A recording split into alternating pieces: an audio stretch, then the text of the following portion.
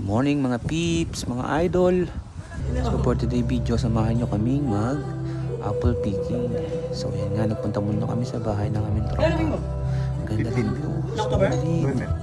So while waiting other people, so yan, all the way na tayo sa Everett picking, apple picking. So nakikita nyo po ba yan?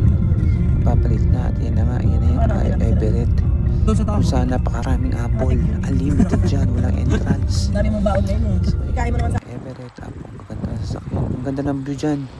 So kung pupunta kayo dyan, sarap ng picture dyan. Mag muni-muni, mag me time. So yun na nga, papunta na tayo sa loob. Start now.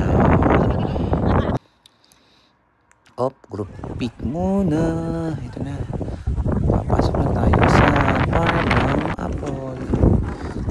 May dala na akong wagon. So yan, mag-i-start tayo mag-picking. Unang-una nga, ito nga yung mga green apple. Ang tamis niyan, napakayabong. So yan, go. Habang nangunguha nga at namimitas din yan, ay napakasarap sa feeling.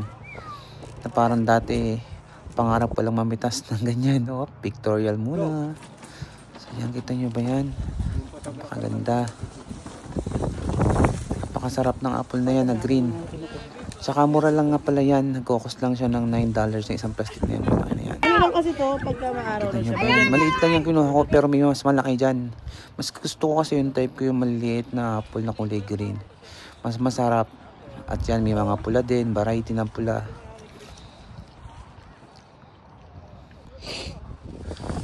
Sayang yung mga apple na nagpatak. Kita nyo naman. Ang dami lang pumapatak na apple. Siguro ginagawa nila dyan, ginagawang apple cider. Kita nyo ba yan? Ang dami, ang lawak ng farm na yan. Ang sarap mamitas. Again, mamitas ka ulit. Yan nga, ang sarap mamitas dyan. At ito nga, ang isa sa mga part, itong part na to ng orchid hand ng apple. Mas matatamis dyan. Kulay pula dyan. Yun na nga yung mga napanguha nila, nagtatalo-talo pa sila kung alin ang kanila dyan. Alin dyan, yan si Kuya Hill, nakaitim. Ang dami, yan mga pula yan. Matatamis din yan pero hindi ko gusto yan, mas gusto ko yung kulay green apple, yellow green.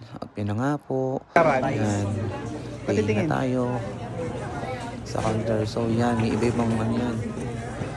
Kung magkano, yung maliit na plastic $9 lang, yung malalaki maaabot ng $17 to $20. So nga, shout out sa aking t-shirt, napakaganda.